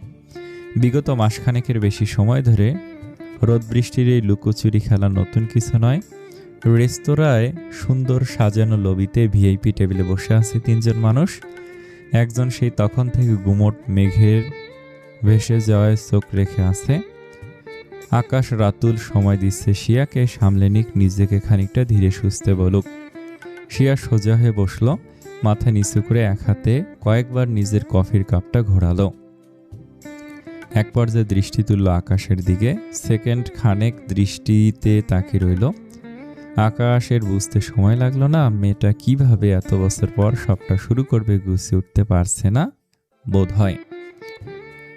রাতুলের চিন্তাভাবনা বোধ হয় হচ্ছে না। সে নিজ মনে তার থাই স্যুপ অন্থন শেষ করে পুনরায় আবার ফ্রাইড রাইস, চিলি চিকেন সাটাচ্ছে। বার কয়েক মাথা তুলে একবার শিয়া আর একবার আকাশের দিকে তাকিয়ে রইল রাতুল। দুজনেই যেন কথা না বলার প্রতিযোগিতায় নেমেছে। আকাশ সেই কখন থেকে ব্ল্যাক কফিতে চুমুক দিচ্ছে। 3 কাপ শেষ করলো। রাতুল চোখ মুখ কুঁচকে বাঁকা করে নেয়। ব্ল্যাক কফি 3 কাপ খাওয়ার জিনিস? তাকে 1000 খানেক টাকা হাতে ধরে দিলেও তো সে গিলতে পারবে না, সম্ভবই নয়। তবে বাজেট বাড়ালে অন্য কথা। আর ওদিকে শিয়া, সে তো তার খালি কাপ নিয়ে সেই যে শূন্যে চোখ রেখেছে, দেখে তো মনে হচ্ছে এভাবেই সে গোটা জীবন পাড়ি দিতে সক্ষম। শিয়া আবার নড়েচড়ে উঠতে রাতুল মাথা নামিয়ে খাওয়ায় মন দিল। শিয়া সামান্য কেশে এবার গলা পরিষ্কার করে এবার তীক্ষ্ণ চোখে তাকালো আকাশের চোখে। আকাশ নিজেও একই দৃষ্টিতে তাকিয়ে আছে। আগে তো অন্যরকম ছিলে, প্রেম ভালোবাসা আগ্রহী ছিলে না, এখন তো সময় পাল্টেছে। ভালো টালোবাসো নাকি কাউকে? প্রেম এসেছে জীবনে? শিয়ার কাছ থেকে প্রথমেই এই কথাটা বোধহয় আশা করেনি আকাশ। খানিক চমকে গেল। শিয়া কি বলতে চাইছে বোঝার চেষ্টা করে নিল, সামান্য মাথা নাড়ল, জানি না এখনো। আকাশের উত্তরে শিয়া সামান্য হাসল। নিজের ভালোবাসা বুঝতে পারো না এমনটা হয় নাকি? নাকি আমাকে বলতে সমস্যা? আকাশ নিজেও খানিক হাসির ছাপ আনলো চোখে মুখে। শিয়াকে বলতে সমস্যা তার কোনো কালই থাকার কথা না। মেয়েটা তার ভাইয়ের প্রেমিকা পড়ে হয়েছে, তার আগে মেয়েটা তার বোন, তার বেস্ট ফ্রেন্ড। সমবয়সী কোনো অচেনা একটা ব্যাচমেট যে তার এত ভালো বন্ধু হবে, সাথে বোনের মতো হয়ে যাবে, ৬-৭ বছর আগে এটা আকাশ কল্পনা করেনি, কিন্তু সেটাই হয়েছিল। সে নিজে চেয়েছিল তার এই বোনটা তার ভাবি হয়ে তাদের সংসারে আসুক। তার ভাই নিজেও লাখে একটা। এই লক্ষ্মী মেয়েকে বোন থেকে ভাইয়ের বউ বানাতে পারলে বেশ হয়। তোমাকে বলতে সমস্যা নয়, সমস্যাটা পরিস্থিতির। এখন আর বিষয়টি নিয়ে আলাপ করার সময় আসেনি। আসলে বোধহয় আজই তোমাকে লাগবে সাহায্যের জন্য। শিয়া সন্তুষ্ট দৃষ্টিতে তাকিয়ে রইল। আকাশ এবার গলা গম্ভীর করলো খানিকটা, এবার আমি সবটা জানতে চাই। শিয়ার চোখ মুখ পুনরায় কালো হয়ে গেল। হেলান দিল চেয়ারে। আকাশ, তোমার ভাইকে ছেড়ে যাওয়ার সিদ্ধান্ত আমার এবং ব্যক্তিগত। বিচ্ছেদের পর তিক্ততা আমি বাড়াতে চাইনি। এটা নিয়ে ৮-১০ জন কথা বলুক, সেটা তো আরও চাইনি। সেটা আলাদা বিষয়। আমি তোমার বা ভাইয়ের কারোরই আর ১০ জনের লিস্টে পড়ি বলে আমি মনে করি না। শিয়া মাথা নিচু করে রইল, স্থির দৃষ্টিতে তাকালো শূন্য কাপের দিকে। না, পড়ো না। আর পড়ো না বলেই কারণটা আমি আরও জানাতে চাচ্ছি না, বিশেষত তোমাকেই। আকাশ ভুরু কুঁচকে রইল। স্বাভাবিক গলায় প্রচণ্ড অধিকার বোধ নিয়ে বলল, কিছু একটা তো অধিকার আমার আছে তোমার কাছে। তোমার মনে পড়ে কি না, ভাইয়ের অধিকার দিয়েছিল আমাকে। লাবণ্যকে আমি যে নজরে দেখি, তোমাকেও একই নজরে দেখি আমি। আর কিছু অধিকার দিয়ে কেড়ে নেওয়া যায় না বোধ হয়। আমি সে অধিকারের দাবিতে জিজ্ঞেস করছি, তোমার ভাই হিসেবে তোমার কষ্টের কথা আমি জানতে চাইছি, বলো। আকাশের মুখে এতদিন পর বোন ডাক শুনে এবার চোখে পানি জমল শিয়ার। এত বছরে চাপা দেয়া আগুনের দহন, কথার বোঝা বুকের ভিতরটা পুড়িয়ে ছাই করে দিতে চাচ্ছে। টপ টপ করে কয়েক ফোঁটা পানি পড়ল টেবিলে। আকাশ, রাতুল কারোরই নজর এড়ালো না। রাতুল নিজেও এখন সিরিয়াসে অপেক্ষা করছে বাকিটা শোনার। আকাশ একটা টিস্যু বের করে হাতে গুজে দিল শিয়ার। শিয়া চোখ মুখ মুছল, চোখ তুলল। চোখটা অস্বাভাবিক লাল হয়ে গেছে নিমেষেই। সে আমাকে ভালোবাসেনি আকাশ, তোমার ভাই আমাকে ভালোবাসেনি। আমাকে সে তার নোংরা মানসিকতার শিকার বানিয়েছে। বন্ধুদের সাথে বাজিতে আমাকে জিততে চেয়েছিল। আর এই বাজির প্রধান শর্ত কী ছিল জানো? আমি তার ভালোবাসায় ধরা দিলে প্রথম রাতটা তার বন্ধুরা আমাকে পাবে। তার ৮ জন বন্ধু। বুঝতে পারছো আমি কি বলছি? আমি কিন্তু কোনো বাজারের মেয়ে নই, একদম নই। অযাচিত পুরুষের স্পর্শ আমার শরীরে নেই। কিন্তু সেদিনের পর আমাকে হয়তো বাজারের মেয়ে বলা হতো। আমার স্থান কোথায় হতো বলো তো জানো? গিয়েছো কখনো? তোমার ভাই কিন্তু যায় পতিতালয়। হ্যাঁ, তাহলে এরপর আমার থেকে আর কি শুনতে চাও? তাকে ভালোবাসি কি না? বাসি হয়তো। এটা আমার জীবনের সব থেকে বড় পাপ, তবুও বাসি, আজও বাসি। আমি শুরুর সেই অয়নকে ভালোবাসি, কিন্তু শেষের জনকে না। ঘৃণার মাত্রা এত বেশি যে ভালোবাসা দেওয়ার আর জায়গাটা নেই, সম্ভবই নয়। একদমে কথাগুলো বলে থামল শিয়া। দু হাতে মুখ চেপে ফুঁপে কেঁদে উঠল। আকাশ আর রাতুল এক মুহূর্ত স্তম্ভিত হয়ে গেল। বিশ্বা হতবাক হয়ে তাকিয়ে রইল শিয়ার দিকে। রাতুল সবে খাবার মুখে তুলেছিল, চামচটা হাত থেকে পড়ে টুংটাং শব্দ করে উঠল। কারোর হুঁশ নেই কোনো দিকে। শিয়া বেশ কিছুক্ষণ সময় নিয়ে স্বাভাবিক হলো। চোখের পানি মুছে আবার তাকালো আকাশের দিকে। আকাশ নির্বিকার হয়ে তাকিয়ে আছে। তোমার ভাইকে আমি অসম্ভব ভালোবাসতাম আকাশ, অসম্ভব। ওই দিন আর কয়েক সেকেন্ডের হেরফেরে আমার অবস্থা কি হতো তোমার আন্দাজও নেই হয়তো। আমি করতে পারি আন্দাজ, কারণ আমি সেই মুহূর্তের ভিকটিম। আর একজন আছে সাক্ষী। না ভুল বললাম, সাক্ষী নয়, সেও ভিকটিম। কে জানো? আকাশ কোনো কথাই বলল না। অসহায় জিজ্ঞাসু চোখে তাকে রইল শিয়ার বলার অপেক্ষায়। শিয়া এক হাতে চোখের পানি মুছে নিল। প্রিয়া আমার ছোট বোন। এবার যেন চমকানোর 16 কলা পূর্ণ হলো। রাতুল তাকালো ফট করে আকাশের দিকে। আকাশের চোখ লাল হয়ে গেছে, রাগে নাকি অসহায়ত্বে বোঝা যাচ্ছে না। এবার শিয়াই উত্তরের আশা বসে রইল না। হ্যাঁ, সেদিন আমাদের অ্যানিভার্সারির আয়োজনে যাচ্ছিলাম আমরা, তার আগেই রাতেই মা বাবাকে জানিয়েছিলাম তোমার ভাইয়ের কথা। আমার বাবা মা দ্বিমত করেনি, ভাবতে পারো। তখন আমি সবে 20 বছরের এক কিশোরী। সে বয়সের একটা মেয়ের সিদ্ধান্তে বাবা মা মানা করেন না। কতটা ভরসা থাকলে সেটা করা যায়। আমার বাবা মাও ভরসা করতেন আমাকে। পরের দিন রাস্তা থেকে তুলে নিয়ে যাওয়া হয় আমাদের দু বোনকে। এক পর্যায়ে সামনে আসে সেই কঠিন সত্যি। সেই সময় আমার বোনটার কতই বা বয়স, 12 বছরের একটা বাচ্চা মেয়ে। ওকে অবধি ছাড়েনি ওরা, সর্বনাশ হয়ে যেত যদি না সেদিন আমার বাবা আর তার বন্ধু নিয়াজ আঙ্কেল সেদিন আমাদের না বাঁচাতেন আমার বোনটা। আমি আল্লাহ ভাবতে পারি না।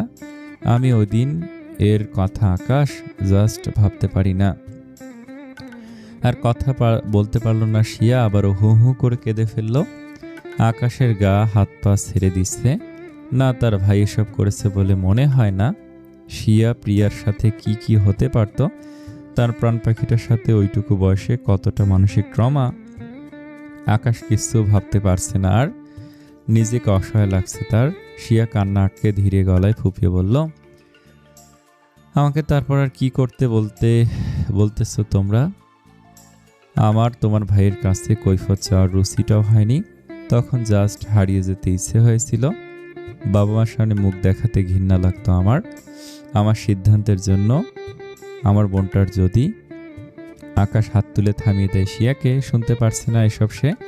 রাতুল মাথা নিচু করে বসে আছে। আকাশ কিছুক্ষণ সময় নিল, জোরে শ্বাস নিয়ে নিজেকে স্থির করলো খানিকটা। তারপর নির্বিকার গলায় বলল, আমি যদি বলি ভাইয়া এসবের মধ্যে ছিল, এটা সত্যি নয়। শিয়া এবার তাচ্ছিলের হাসি এসে উঠল।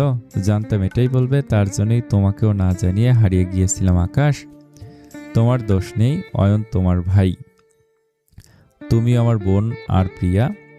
থেমে গেল আকাশ, কি বলে দিতে যাচ্ছিল সে। তুমি আমার বোন শিয়া, এটাই কোনো মিথ্যে নেই, তবে আমি যা বলছি সেটাই সত্যি। শিয়া দৃঢ় গলায় বলে, আমি দেখেছি অয়নের বিরুদ্ধে সব। আকাশ মাথা নাড়ে। সবসময় যেটা দেখা যায় সেটা তো নাও সত্যি হতে পারে শিয়া। সত্য কখনো কখনো পরিস্থিতিতে পড়ে মিথ্যে বলে হয়, আবার কখনো মিথ্যাকে সত্যি। আমি তোমার দিকটা বুঝতে পারছি, কিন্তু মানতে কষ্ট হলেও এটাই সত্যি আকাশ। মানতে কষ্ট নয় শিয়া, সত্যিটা তুমি ভালোভাবে জেনেছো। আর এটা যে ভুল সেটা তোমার অবচেতন মনও জানে। সেও মানতে পারেনি তুমি যেটা বিশ্বাস করে নিয়েছো। আর তার জন্য আজও তুমি ভাইয়াকে ভালোবাসো। সেদিন কি হয়েছিল পুরোটা জানলে তুমি নিজেকে দোষ দেবে, গিল্টি ফিল করবে এতগুলো বছর এভাবে পার করার দায়ে। সেদিন সে উঠে দাঁড়ায়, চোখে মুখ কঠোর হয়ে আছে, কঠোর গলাতে বলল, প্লিজ আকাশ, তুমি অন্তত এভাবে তোমার ভাইকে ডিফেন্ড করো না। আমার বিশ্বাস ভেঙে যাবে তোমার প্রতি। শিয়া ব্যাগ হাতে উঠে গেল। এক মুহূর্ত তাকালো আকাশের দিকে। আমি আসছি, আশা করব পুরনো ক্ষত আর বাড়াবে না প্লিজ। বোনকে এতটুকু রহম করো, আমি কিছু শুনতে চাচ্ছি না। আকাশের এবার মুখ শক্ত হয়ে গেল, চোখ লাল টকটক করছে। রাতুল এবারের মুখের ধরন বুঝতে পারছে। সত্যিটা শিয়াকে বোঝাতে না পারার রাগ, আক্ষেপ, এটা হয়তো বেশ। আজকেও তুমি শুনলে না সবটা, সেদিন কি ঘটেছিল। একই ভুল রিপিট করলে আজও। অপর দিকটার কৈফিয়ত শুনলে না। ভালোবাসার মানুষকে একটা বার সামনে দাঁড়িয়ে প্রশ্ন করতে পারতে। পালিয়ে বাঁচার সমাধান নয়। ভালোবাসার মানুষের থেকে বেশি বিশ্বাস করলে কিছু বখাটে ছেলেদের কথায় তাদের কথার দাম এত বেশি মানলাম। সেদিন একটা বাজে সিচুয়েশনে পড়ে গেছিল। ট্রমাতে তোমার চিন্তা ভাবনা অমন হওয়া স্বাভাবিক, তাই বলে এই 6 বছরে কি একবারও মনে হলো না যে মানুষকে ভরসা করেছিলে, ভালোবেসেছিলে, তার দ্বারা এই জঘন্য কাজটা করা সম্ভব নয়। ঠিক আছে, ভুলটা আমারও ছিল, তোমাকে বোঝাতে আসা। মানা না মানা পরের কথা, কথাটা শুনতে হয় অন্তত। আমি আর তোমাকে বোঝাবো না, কেউ বোঝাবে না। আমি এবার আমার ভাইকে বোঝাবো তোমাকে ভুলে যেতে। যেখানে ভরসা নেই, বিশ্বাস নেই, সেই সম্পর্ক আঁকড়ে থাকার মানেই হয় না। তবে সে আবার বলছি, তোমাকে আমি দোষ দিলাম না, পরিস্থিতির দোষ দিয়ে তোমাকে আজ থেকে আমি এই সব কিছু থেকে মুক্তি দিলাম। আমার ভাইও মেনে নেবে, কথা দিলাম। তুমি আমার বোনই থাকবে, তবে আমি ভাইয়ের অধিকার আর দেখাবো না।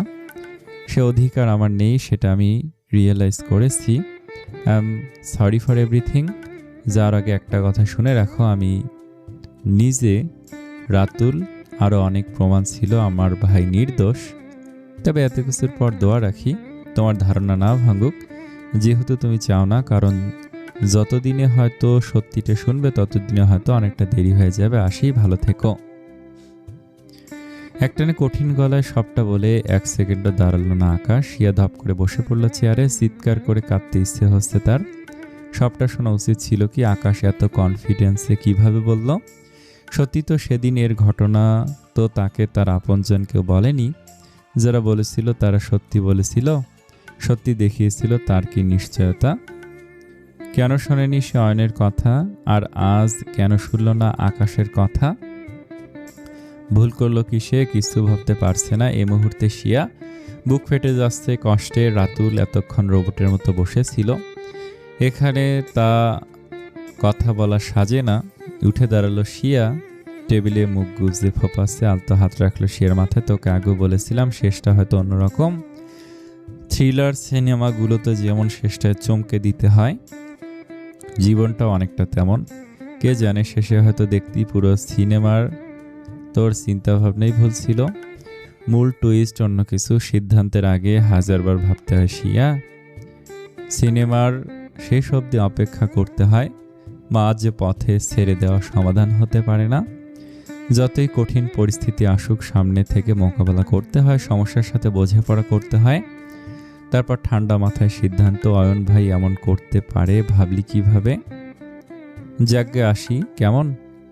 আকাশটা রেগে গেলে ড্রাইভ করতে পারে না, আবার উল্টাপাল্টা হয়ে গেলে বিপদ। সামলা নিজেকে। আর ওই যে বললাম, ধীরে সুস্থে সিদ্ধান্ত নে। রাতুল দ্রুত পায়ে বেরিয়ে আসলো আকাশের খোঁজে। গাড়িটা দেখতে পেয়ে হাফ ছাড়ল সে। ড্রাইভিং সিটে বসলো। আকাশ মাথা এলিয়ে বসে আছে সামনের সিটে। রাগ নিয়ন্ত্রণ করছে হয়তো। শিয়া ব্যাগ হাতে বেরিয়ে এলো রেস্তোরাঁ থেকে। বাইরে আবহাওয়াটা আজকে তার মনটার মধ্যে অন্ধকার, যে কোনো সময় কেঁদে কেটে ভাসাবে। মাথা ঘোরাচ্ছে তার। কটেজে ফিরে যাওয়া দরকার। বলিস কি প্রেম? তুই কবে? রিমির চিৎকারে কানে তালা লাগার দশা প্রিয়ার। দুহাতে কান ধরে বসে রইল। মেয়েটা এত জোরে চিৎকারের কারণ প্রিয়ার এতক্ষণের কথাবার্তা। আকাশ বেরিয়ে যাওয়ার পরপরই সে এসেছে রিমির বাসায়। শিয়াকে জানানোর জন্য কয়েকবার কল দিয়েও কলে পায়নি। এই মুহূর্তে দুই বান্ধবী ছাদে পা ঝুলিয়ে বিশদ আলোচনায় ব্যস্ত। আর আলোচনার বিষয়বস্তু আকাশ। এই মানুষটাকে নিয়ে মহা সমস্যায় পড়ে গেছে প্রিয়া। রাতের ঘুম তো হারাম করেছে, দিনেরও হুঁশ খুইয়ে বসেছে সময় অসময়ে। 14 দিন পর পরীক্ষা, অথচ পড়ার টেবিলে এক দণ্ড মন বসাতে পারছে না সে। বইয়ের অক্ষরগুলো নাচানাচি করে কেমন কেমন করে যেন সব শব্দে আকাশের নাম হয়ে যায়। না খাবার গিলতে পারছে, আর না স্থির হয়ে অন্য কিছু ভাবতে পারছে। আপুটা তার নানা বিষয়ে ব্যস্ত, ইদানিং টেনশনেও থাকে কিছু একটা নিয়ে। তাকে বিরক্ত করেনি, সে কারণে বাধ্য হয়ে ছুটে এসেছে রিমির কাছে। এই একটা মেয়েই সব বিষয়ে তাকে কুবুদ্ধি দেয় আর কি। প্রিয়া কান থেকে হাত ছেড়ে অসহায় দৃষ্টিতে তাকালো রিমির দিকে। গাল ফুলে বলল, তাহলেই ভাব, আমাকে কখনো এসব নিয়ে চিন্তা করতে দেখেছিস? অথচ দেখ আমার আজ এই দশা। রিমির চোখে মুখে ভয়াবহ চিন্তার ছাপ দেখা যাচ্ছে। প্রিয় বান্ধবীর বিষয়টা নিয়ে একটু বেশি টেনশনে পড়ে গেছে বোধহয় মেয়েটা। প্রিয়া ঠোঁট ভিজিয়ে নিল, উদাস গলায় বলল, আজ যে সকালের কথা বললাম না, তারপর গিয়ে দেখি আমার খাবারগুলো নেই, সব কে যেন খেয়ে নিয়েছে।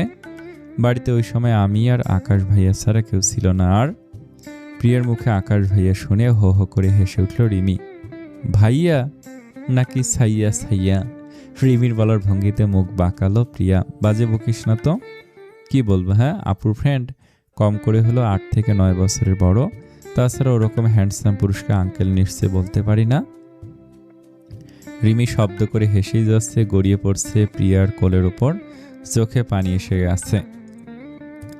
চোখ মুছে জোরে শ্বাস নিল, হাসি থামানোর প্রচেষ্টা করে যাচ্ছে মেয়েটা।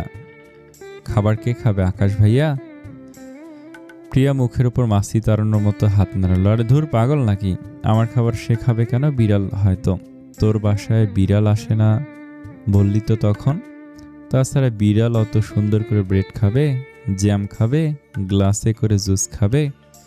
প্রিয়া নিজেও কথাটা ভেবেছে। আকাশ খেয়েছে ভুলে নাকি তাড়াহুড়োয়। আকাশ চলে যাওয়ার পর খাবার খেতে নিচে আসার পর নিজের খাবারগুলো না দেখে প্রথমে বিড়ালের কথা মাথায় আসলেও রিমির মতো সব দিক ভেবে আকাশের কথাই মনে হয়েছিল তার। ধুর, কিসব ভাবছে সে? এটা সম্ভব? যাতা ভাবছে সে। নিজে কি এক ঘরে আছে? আবার চোখে মুখে অসহায় করে তাকালো রিমির দিকে, ঠোঁট উল্টালো। বল না, কি হচ্ছে এসব? আমার এমন লাগে কেন? রিমি বিজ্ঞের মতো মাথা ঝাঁকালো, দু হাত আড়াআড়ি ভাঁজ করলো বুকের ওপর, ঘাড় ঘুরিয়ে চোখ ছোট করে তাকালো প্রিয়ার দিকে। I think you are in love, deeply in love মেরা জানেমান। প্রিয়া হা হয়ে গেল। কি বলছে এ মেয়ে আবার? তার মাথাটা আবারও এলোমেলো করে দিচ্ছে। সে উল্টাপাল্টা ভাবছিল বলে এসেছিল এই মেয়ের কাছে। ভেবেছিল এই মেয়ে বলবে তার চিন্তা ভাবনা ভুল। তা নয়, উল্টো বজ্জাত মেয়েটা তার হাতুড়ি দিয়ে মাথায় গেঁথে দিচ্ছে যে সে যেটা ভাবছে সেটাই ঠিক। জোরে জোরে মাথা ডানে বামে মাথা নাড়ল প্রিয়া। অসম্ভব, জাস্ট অসম্ভব। কিসব বলছিস? এসব কিছু না, অমন হ্যান্ডসাম ছেলে আগে দেখিনি তাই এমন হয়েছে। ফিল্মে দেখে আগে তুই আর আমি হ্যালুসিনেট করতাম না, এখন সামনে পড়ায় অমন লাগছে। রিমি হেসে ফেললাম। এটা কিছুতেই মানতে চাচ্ছে না। সে অলরেডি ফেসে গেছে, পুরো ফেসে গেছে। আগে এমন হয়নি কখনো, তে আন্দাজও করতে পারছে না। অথচ অনেক আগেই মন পাখিটা ওই মানুষটার কাছে বন্দী হয়ে গেছে। বা হাতে প্রিয়ার ঘাড়ের ওপর দিয়ে হাত দিয়ে জড়িয়ে ধরলো, মাথা হেলিয়ে মাথা ঠেকালো প্রিয়ার মাথায়। তুই অনেক লক্ষ্যে একটা মেয়ে প্রিয়া। এসবে তোর এক্সপিরিয়েন্স কম, প্লাস আন্দাজও কম। সারা জীবন পড়াশোনায় মাথা দিয়ে রাখলে হুট করে কাউকে মন দিয়ে বসলে বুঝতে সমস্যা হবেই, অস্বাভাবিক নয়। রিমি আজ দারুণ বিজ্ঞের মতো কথা বলছে। আর চোখে তাকালো রিমির দিকে। তুই ক্লাস 7-এর এক মুদিখানার দোকানের সাথে 13 দিনের প্রেম করেছিলি, তাই এতে অভিজ্ঞতা হয়ে গেছে।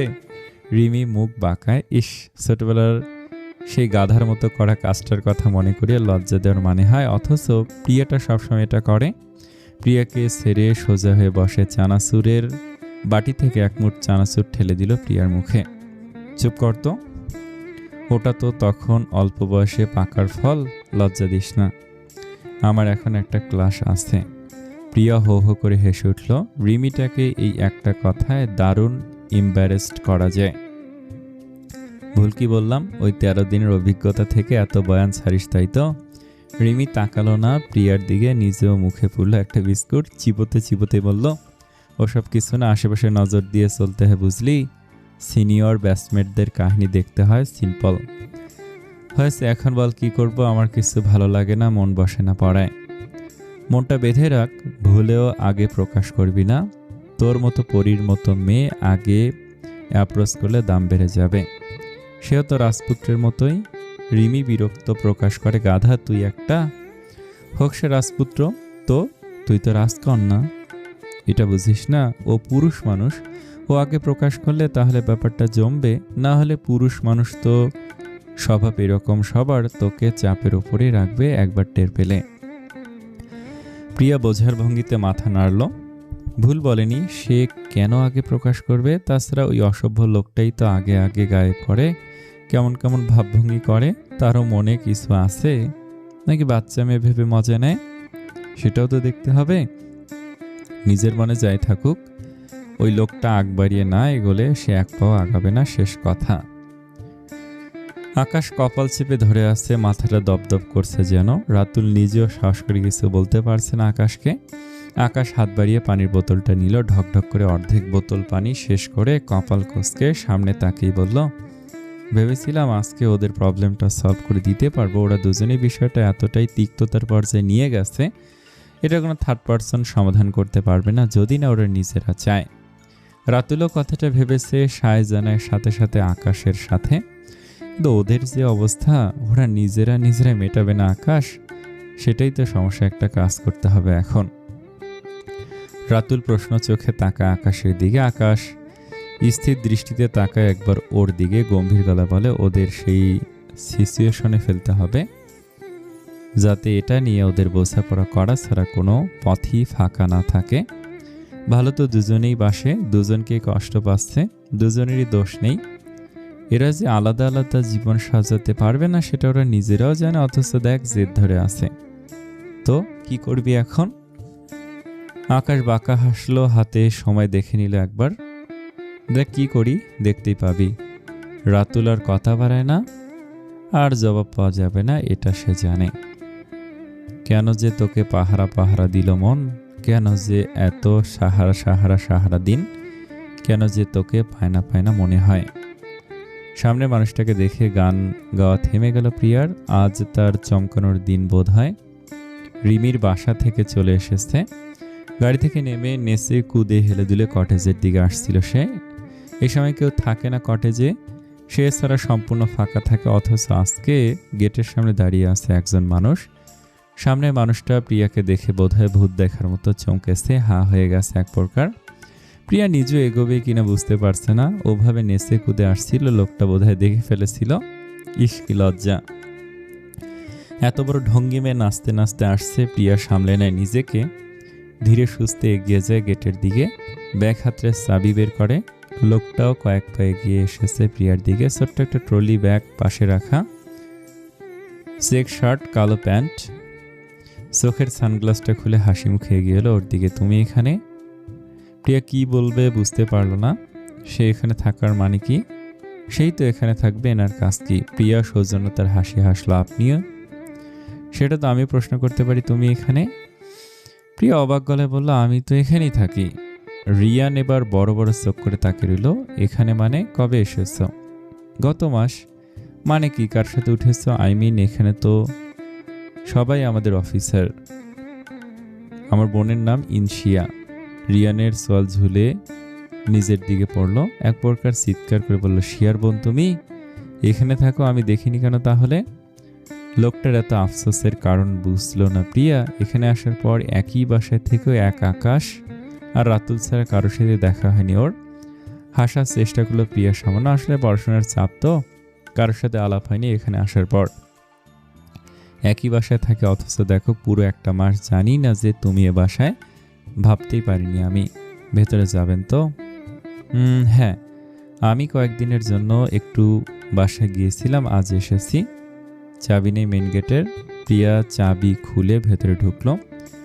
রিয়ানের থেকে বিদায় নিয়ে রুমে চলে আসলো, নিজের লক করে দিল দরজা। রিয়ান দাঁড়িয়ে আছে নিজের দরজার সামনে। এই সারপ্রাইজটার আশা ছিল না তার। মেয়েটাকে সেদিনের পর থেকে খুঁজেছে বহু জায়গায়, অথচ মেয়ে নাকি গত 1 মাস হলো তারই 2 রুম পাশে বসবাস করছে একই বাড়িতে। আল্লাহর কাছে শুকরিয়া আদায় করলো সে, একগাল হাসলো, তাকালো প্রিয়ার দরজার দিকে। এটা আল্লাহর ইশারা বোধহয় হুড়পড়ি। এতবার তোমার সাথে দেখা, নেহাত কোঅ্যাক্সিডেন্ট মানতে পারলাম না আমি। আর তোমাকে ছাড়ছি না, মন জয় করে বউ করে নিয়ে যাব তোমাকে। ঘন ঘন বিদ্যুৎ চমকাচ্ছে, আকাশ ভেঙে বৃষ্টি নামলো বলে। সারাদিন এই নামি করে এখন অবধি একটুও ঝুম বৃষ্টি নামলো না। মনে হয় কোনো আজ একটুতে বৃষ্টিতে ভিজতে মড্ড মন চাচ্ছে। বৃষ্টি তসর এমনিতেই প্রিয়, কতটা প্রিয় তা কেবল সেই জানে। জানালা খুলে দিল, ঝাপটা বাতাস এসে লাগলো চোখে মুখে। ঝিরিঝিরি বৃষ্টির ফোঁটা চোখে মুখ ভিজিয়ে দিচ্ছে, আলাদা এক প্রশান্তি লাগছে। চুলগুলো আলতো হাতে খুলে দিল, চোখ বন্ধ করে অনুভব করতে চাইল বৃষ্টির ছোঁয়া। চোখ বন্ধের সাথে সাথে ভেসে উঠল এক অত্যন্ত সুপুরুষের মুখ। প্রথম দিনের মতো সাদা শার্ট, বোতাম দুটো খোলা, লোমহীন বুকটা, আলতো চুমু খেতে ইচ্ছে করে ওর সেখানে। ইস কি সব ভাবছে। দুহাতে লজ্জায় মুখ চেপে ধরল সে। দেখ কান দিয়ে গরম বাতাস বের হচ্ছে না। অসভ্য লোকটা অসভ্যতামি করে ওর এই ছোট্ট হৃদয়ে ঝড় তুলে দিয়েছে। বাইরে যতটা না বৈরী আবহাওয়া তার থেকে দ্বিগুণ তো তার বুকের ভিতরটায়। আচ্ছা, সে একা একা আর কতদিন এভাবে অনুভূতি সাজাবে? ওই মানুষটার মনে কি কখনো কিছু আসবে না ওর জন্য? প্রিয়া পিছিয়ে এসে গা এলিয়ে দেয় বিছানায়, কোলবালিশখানা জাপটে ধরে বুকের সাথে। কেমন যেন দহন হচ্ছে বুকের বাপাসটায়। মন বলছে এটা থামানোর একমাত্র উপায় সেই মানুষটার মাথায় শক্ত করে এখানটায় চেপে ধরতে পারলে। তার অসভ্য পুরুষের যদি এই বুকে মাথা রাখে একটিবার, এই অবস্থায় সে মরণ কবুল। চোখ বন্ধ করে মাথা গুজল বালিশে। বুকের এই অসহ্য অনুভূতি কবে থামাবে মানুষটা? আর কত প্রহর গুনতে হবে তার? রাতুল কনস্ট্রাকশন সাইটে নামার পর আকাশ কটেজের দিকে গাড়ি ঘুরিয়েছে। মনটা অস্থির হয়ে আসছে। প্রিয়াকে দেখতে ইচ্ছে হচ্ছে। আকাশ নিজের ওপর বিরক্ত। কি যে ঝামেলা ফেসে গেছে এই মনটাকে নিয়ে, ভয়াবহভাবে ফেসেছে। না হলে আকাশ এহেনা চৌধুরী কিনা মন ভালো করতে ছুটে যাচ্ছে বাচ্চা মেয়েটাকে দেখতে। মনে হচ্ছে মেয়েটাকে না দেখা অবধি মন শান্ত হবে না। আকাশ দীর্ঘশ্বাস ফেলে। কি লাভ কি? সেই তো এক নজর দেখা হবে। তাও হবে কিনা সন্দেহ। জাপটে জড়িয়ে তো আর ধরতে পারবে না। এলো চুলে ঘুরঘুর করবে তার সামনে, অথচ সে চুলে মুখ ডুবাতে পারবে না। ঘন ঘন ঠোঁট কামড়াবে অভ্যাস মাফিক, অথচ ওই ঠোঁট সে স্পর্শ করতে পারবে না। মেয়েটা শরীরের ঘ্রাণে তার মাতাল মাতাল লাগবে, অথচ তার গলায় মুখ গুজে সে ঘ্রাণ সে টেনে নিতে পারবে না। ইস কি যন্ত্রণা এটা! মেয়েটা বড় কবে হবে? কোনো কিছুর বাধাই আর মানতে ইচ্ছে হচ্ছে না। মেয়েটার বয়স, কেরিয়ার, পড়াশোনা হাবজাবি একগাদা বাধা। তার সাথে মরার উপর খাড়ার ঘা হিসেবে শিয়া অয়নের ঝামেলা তো আছেই। শিয়ার সমস্যার সমাধান না হলে ছোট মেয়েকে যে কিছুতেই ওর কাছে দেবে না প্রিয়ার বাবা মা, তা সে খুব ভালো করে জানে। না দেওয়াটাই স্বাভাবিক। প্রেমে এত বাধা, এত ঝামেলা পোহাতে হয়। না চাইতো কিভাবে এই জঘন্য জিনিসে ফেসে গেল। মেয়ে নামক ঝামেলাকর বস্তুতে আটকে গেল, মাথাতে আসছে না।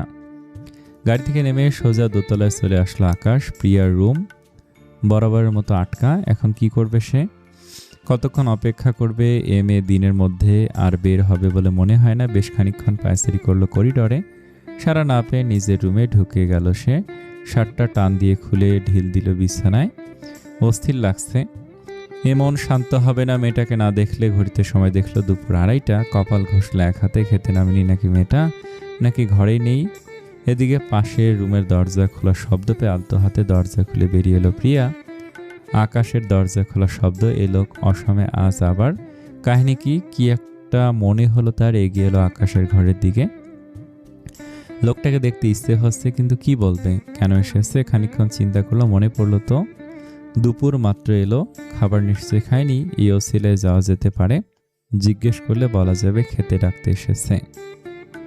দরজা সতেই শটান খুলে গেল দরজা। প্রিয়া খানিকটা হতচকিত হলো। ভেতর থেকে আওয়াজ নেই কোনো, শুনছেন? ভিতর থেকে এবারও কোনো সাড়া পাওয়া গেল না। প্রিয়া ভুরু কুঁচকালো। রুম খোলা রেখে গেল কোথায় মানুষটা? এক পা বাড়ালো ভিতরে ঢুকতে। খানিক ইতস্তত করলো বোধহয়। ফিরে যেতে গিয়েও থেমে গেল। ডাকলো আবার। এবারও সাড়া নেই। চিন্তা হচ্ছে তো এবার। জড়তা কাটিয়ে ধীর পায়ে ঢুকলো রুমে। রুম ফাঁকা। প্রিয়া চোখ বোলালো। পুরো রুমে দারুণ সাজানো গোছানো। টেবিলের ওপর কাগজপত্রের ধীর পায়ে এগিয়ে গেল বারান্দার দিকে। বারান্দাও ফাঁকা। গেল কোথায়? ঘুরতে যাবে এমন সময় পিছন থেকে বিস্ময় মাখা গলায় শুনতে পেল, তুমি আমার রুমে কেন? প্রিয়া পিছন ফিরল। এলোমেলো চুলগুলো কপালে ভিজে লেপ্টে পড়ে আছে। বাথরুম থেকে বের হলো। মুখ ভেজা এখনো মোছা হয়নি। প্রিয়ার খুব ইচ্ছে করছে কোনো কিছু না ভেবে এগিয়ে গিয়ে লোকটার কপালে থেকে আলতো হাতে চুলগুলো সরিয়ে মুখটা মুছে দিতে। আকাশ এগিয়ে এলো খানিকটা। এগিয়ে যেতে প্রিয়া দুপা পিছিয়ে গেল। চোখ পড়ল আকাশের দিকে। খালি গায়ে কি আজব! এ লোক তার সামনে আসে শুধু খালি গায়ে, পাগল করার তালে থাকে। প্রিয়া চোখ বড় বড় করে পিছাতে দেখে আকাশ বোধহয় আরো ঘরে চলে গেল। আরো এক পা এগোতেই প্রিয়া হুড়মুড় করে পিছাতে গিয়ে ঠাস করে পড়ল বিছানায়। ওভাবে বিছানায় পড়ে যেতে দেখে আকাশ বাঁকা হাসলো। খেয়াল হলো তার গায়ে শার্ট নেই। মেয়েটা হা করে তাকিয়ে আছে তার বুকের দিকে। ঢোক গিলছে বারবার, আকাশের বেশ লাগছে বিষয়টা দেখতে। প্রেয়সীর কামুক ভয়ার্ত দৃষ্টি, যে কোনো প্রেমিক মনে ঝড় তুলতে সক্ষম। এগিয়ে বিছানায় বা হাত ভর দিয়ে ঝুঁকল প্রিয়ার ওপর, দূরত্ব বজায় রাখল। নিঃশাক্ত গলায় ফিসফিসিয়ে বলল, তা ম্যাডাম, এতদিন তো জানতাম আমার সামনে আসলে আপনার হাঁপানি, অ্যাজমা, মাথা চারা দিয়ে ওঠে, কিন্তু আজকাল তো আপনার আবার মৃগী রোগের উপসর্গ দেখা দিয়েছে। কই, তা তো বলেননি। তাও রোগ হোক যাই হোক মানলাম। পড়লেন একদম আকাশ এহেনাজ চৌধুরীর বিছানায়। বাহ, বুদ্ধি আছে তো। তা আমি কি ধরে নেব আপনি আমাকে সিডিউস করছেন? অবশ্য না করলেও আমি তো হচ্ছি।